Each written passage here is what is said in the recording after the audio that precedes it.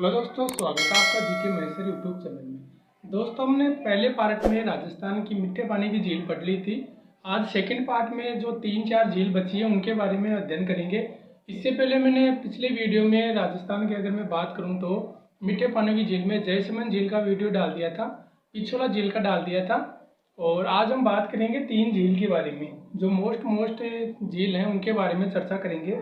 क्योंकि पिछले वीडियो में मैंने राजसमंद झील का, पिछोला झील का और जयसमंद झील का डाल दिया था। तो चलो दोस्तों, सेकंड पार्ट में हम फर्स्ट में लेंगे पुष्कर झील। पुष्कर झील है, इसे नक्की झील है वैसे। चलो पुष्कर झील बाद में पढ़ेंगे, फर्स्ट में पढ़ेंगे नक्की झील। नक्की झील नक्की झील की बात करूं तो मैं दोस्तों इसके निर्माण की बात करूं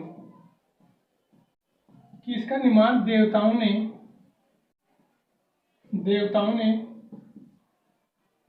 अपने नाखूनों से किया था। अगर इसके निर्माण की मैं बात करूं तो देवताओं ने अपने नाखून से किया था, क्योंकि एक राक्षस था बसकाली जो राक्षस था,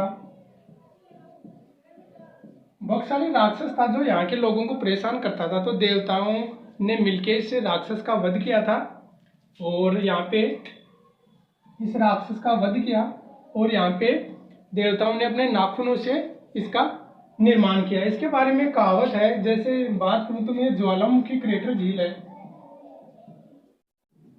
ज्वालामुखी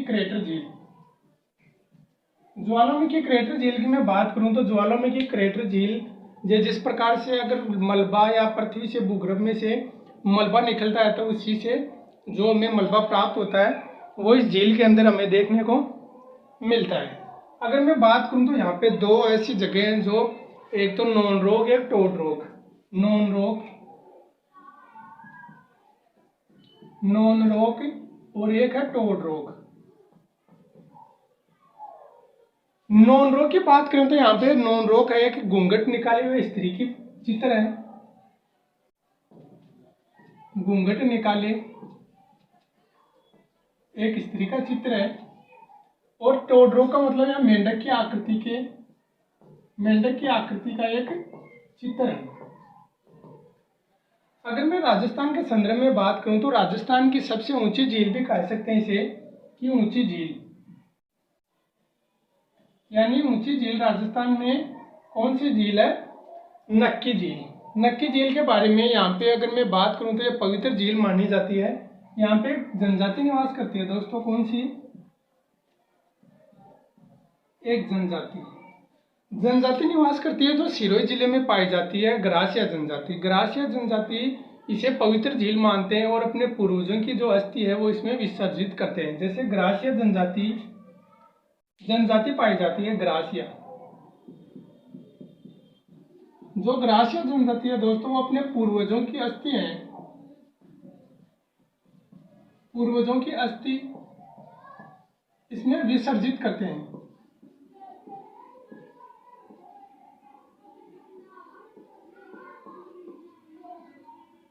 तो ये थे दोस्तों राजस्थान में जो नक्की झील के बारे में। एक बात और है यहाँ पे, जैसे यहाँ पे एक घाट बना हुआ है, गांधी घाट, जो महारानी मेरी के स्वागत में यहाँ पे गांधी घाट या जनाना घाट भी कहते हैं, वो बना हुआ है। जनाना घाट मैं अगर बात करूं तो जैसे पुष्कर झील के कुछ छवि में देखने को मिलती है। नक्की झील सिरोही में। राजस्थान में अगर नक्की झील की बात करूं तो सबसे ऊंची झील कह सकते हैं हम इसे। देवताओं ने इसे अपने नाखूनों से खोदा था, क्योंकि यहाँ पे एक राक्षस रहता था, बकशाली नाम का राक्षस था जो परेशान करता था जनता को। तो देवताओं ने अपने नाखूनों से इसका वध किया और अपने नाखूनों से इसका निर्माण किया। इसे ज्वालामुखी क्रेटर झील भी कहते हैं। और यहाँ पे 2 आकृति निकाली, जैसे नॉन रोक और टोड रोक। घूंघट निकाली हुई स्त्री है जो नॉन रोक है, और एक मेंढक की आकृति के चित्र है यहाँ पे, जिसे टोड रोक कहा जाता है। यहाँ पे ग्रासिया जनजाति है जो निवास करती है, जो अपने ग्रासिया जनजाति सिरोही जिले में पाई जाती है, जो अपने पूर्वजों की अस्थि इसमें विसर्जित करती है। तो अगर नक्की झील की बात करें तो इसे पवित्र झील भी कहा जाता है। यहाँ पे एक घाट बना हुआ गांधी घाट, जो महारानी मेरी के स्वागत में गांधी घाट या जनाना घाट। यहाँ पे 52 घाट है। जैसे मैं बात करूँ तो गांधी घाट 52 घाट है जो पुष्कर झील में अंदर पाए जाते हैं। तो ये थी दोस्तों हमारी नक्की झील के बारे में, यानी जो सिरोही जिले की महत्वपूर्ण झील है नक्की झील। नक्की झील माउंट आबू सिरोही में पाई जाती है। अगर मैं पुष्कर की बात करूं तो पुष्कर की दूसरी लेंगे, क्योंकि पुष्कर भी एक पवित्र झील मानी जाती है और नक्की झील भी एक पवित्र झील मानी जाती है, क्योंकि पूर्व अग्रासीय जनजाति सिरोही जिले में जनजाति पाई जाती है, वो अपने पूर्वजों की अस्थि विसर्जित करती है। तो चलो दोस्तों ये आगे दूसरी झील के बारे में पढ़ेंगे। अब पढ़ेंगे दोस्तों दूसरी झील, यानी जो अजमेर में झील पाई जाती है।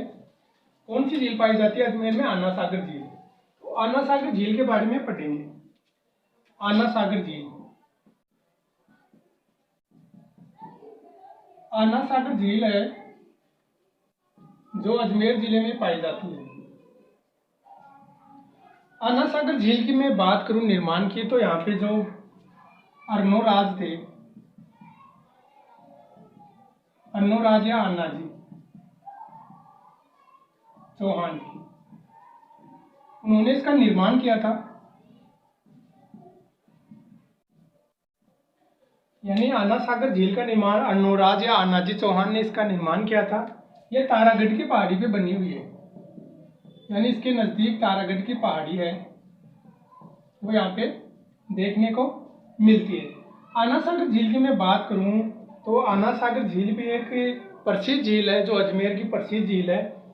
उसके बारे में बात करूं तो यह मीठी झील है, क्योंकि यहाँ पे जहांगीर ने एक झरने का निर्माण किया था। एक मीठा झरना था जिसका निर्माण जहांगीर ने किया था, यानी जो उसका नाम था चश्मा-ए नूर। चश्मा-ए नूर। इस झरने का पानी है दोस्तों वो मीठा है, यानी मीठा है इस झरने का पानी। चश्मा-ए नूर जिसका निर्माण जहांगीर ने किया था। चश्मा-ए नूर एक झरना है। आना सागर झील का निर्माण किया था अनोजी अर्नोराज चौहान ने। अजमेर में स्थित है, तारागढ़ की पहाड़ी इसके नजदीक है। अगर मैं बात करूं तो यहाँ पे दो नदियां को रोककर किया गया था, चंद्रा लूनी और चंद्रा नदी।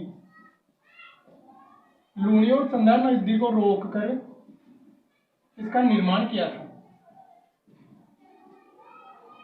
यहाँ पे इत्र निकालने की एक विधि थी दोस्तों, जो जहांगीर नूर जहां की माता थी, नूर जहां की माँ असमत बेगम, नूर जहां की माँ थी दोस्तों असमत बेगम।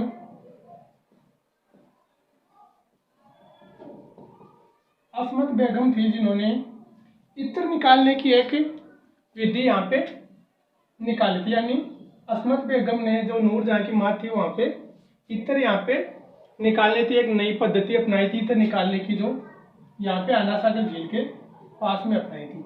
यहाँ पे मैं बात करूं तो वर्तमान में एक बाग है दौलत बाग। दौलत बाग वर्तमान में इसका नाम है सुभाष बाग,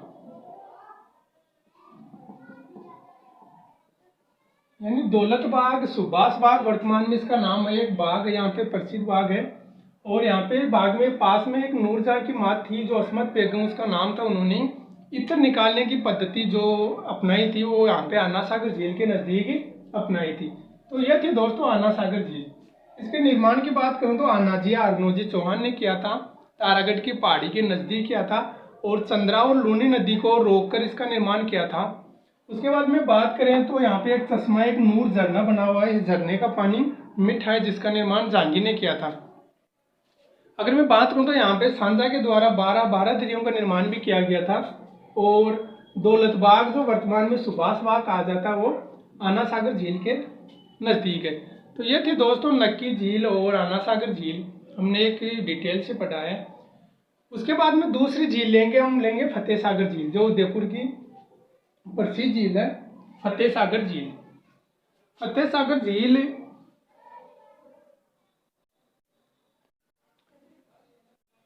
फतेह सागर। फिर उसके बाद में दोस्तों लेंगे हम फतेह सागर झील, जो उदयपुर की प्रसिद्ध झील है। पिछोला, जयसमंद, उसके बाद में फतेह सागर झील, उदयपुर की झील प्रसिद्ध है फतेह सागर।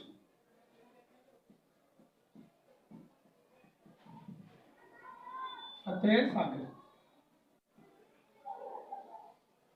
फतेह सागर झील के निर्माण की मैं बात करूं तो इसका निर्माण फतेह सिंह ने किया था।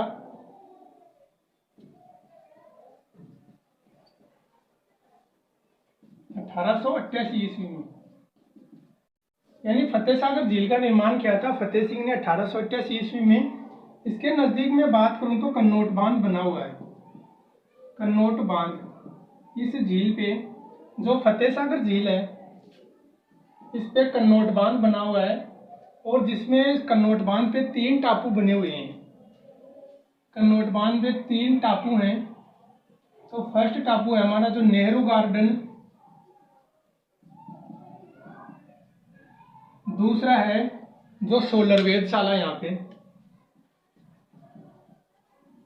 सोलर वेधशाला, और तीसरी है दोस्तों जेट माउंटेन।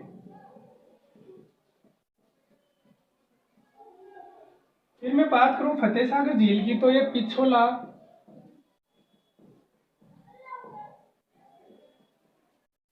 और स्वरूप सागर,